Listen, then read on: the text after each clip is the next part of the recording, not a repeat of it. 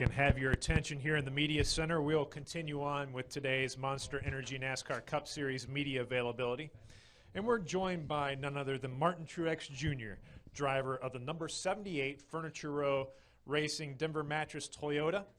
And Martin is no stranger to this area, hometown track here at Dover, two-time winner here at this racetrack, two-time winner this season, and you're also the Monster Energy NASCAR Cup Series points leader. Has to feel pretty good getting back here to Dover. Yeah, that all sounds good coming here. So excited about the weekend. Obviously, it's definitely a special racetrack for me. Love coming up here, and hopefully we'll have a successful weekend. It's got a good season going. I think leading the points after last week is really cool. I think my trip to the Media Center in Charlotte, I left there not knowing that, so.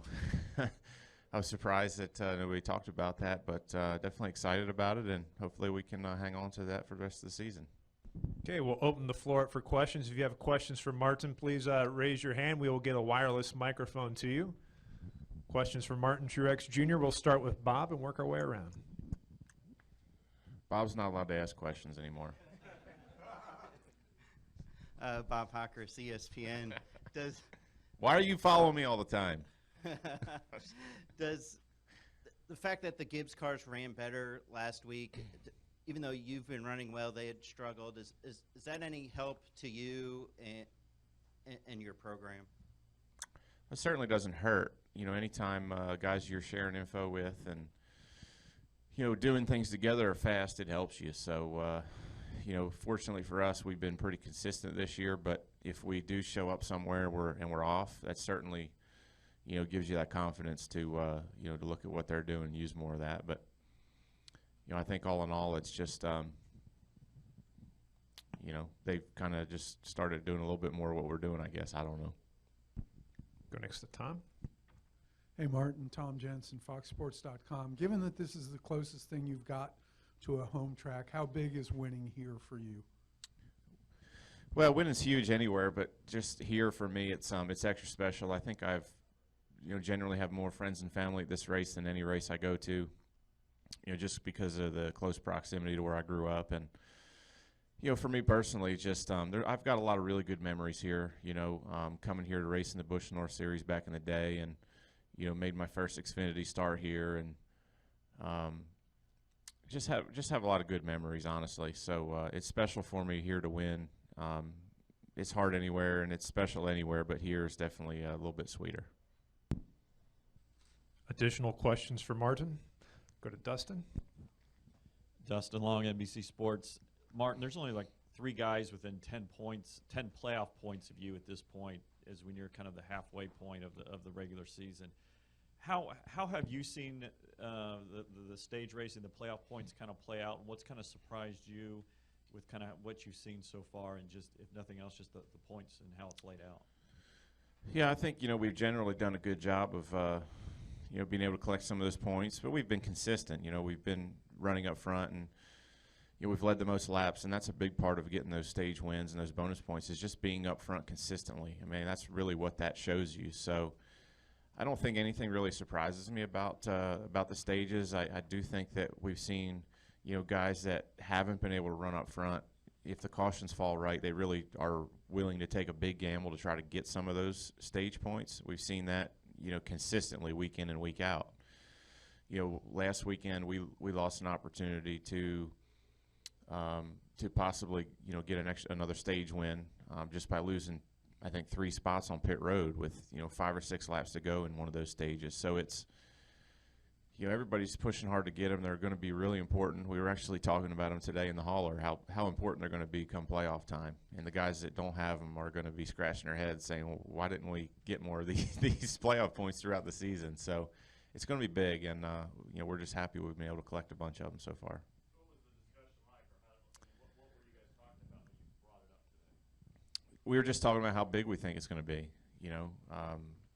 We seen last year, especially for us, how we went out of Talladega and we had a couple bad races and then one really bad race and nothing to fall back on. So this is definitely going to be a little bit different this time around for us. Additional questions? We'll go up here to the front. Let's get a wireless microphone up here to this gentleman. Hey, Martin, Matt Pensick, WBOC TV. You had a pretty good day here in the fall. Is it basically the same game plan, same strategy, or any changes because of the time of the year, spring versus the fall versus the win you had a couple months ago? Yeah, I mean, I think it's the same strategy, really. Just try to, hopefully we'll qualify well today. We had a really good practice this morning, and just hope to qualify well and get a good pit stall. That's really important here to have a good race. So we'll try to do that today, and then just really work on our car hard tomorrow in practice, just like we do every time. I think the biggest change here now is just the rules. The cars are so much different than they were a year ago. Trying to figure all that out, how that applies to this racetrack now, and so far the cars felt good. So I think we're off to a good start, but you never know what tomorrow could bring. Additional questions? Go back to Dustin. I also want to ask just about Eric Jones, and obviously there's a lot of speed there.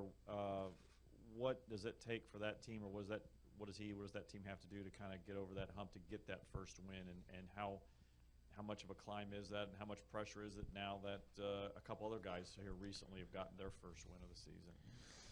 Well, I can't really speak on their thoughts or exactly what they're thinking as far as pressure and things like that. I feel like they're not far away. I feel like they need to put some consistency together, but a lot of it's just been tough luck. I've had seasons like that before, so I know what it feels like, and they just got to keep their head down and keep working hard. They've had speed, like you said, and I feel like any weekend they could put it all together. So they're doing a good job. Just some growing pains here and there, and then mostly just bad luck. I mean, last weekend they hit a piece of debris that pretty much cost them a shot at the top 5, and they still ran 7th. So they're doing a good job, and it'll come around. Just need to keep plugging away at it. Jerry? Jerry Jordan, KickingTheTires.net and Performance Racing Network. You got to get out of here first, but can you talk about going into Pocono and also Michigan coming up? Looking forward to it. I mean, I think Pocono, for whatever reason, the last couple of years has been a super track for us. And last year we had some tough luck there with some blown tires and things, but I think we qualified up front and was leading both of those races. So our cars have been really fast there. We won in 2015, and looking forward to going back there. So got some good fishing holes up there as well.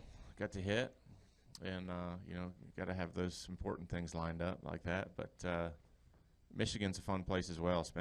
Get to spend some time up there vacationing each year before the race. So next couple of weeks are always a lot of fun, and hopefully we'll have success in the racetrack go along with the fun off. Okay, Martin, no Thanks, further guys. questions, so Thank you. have a great weekend.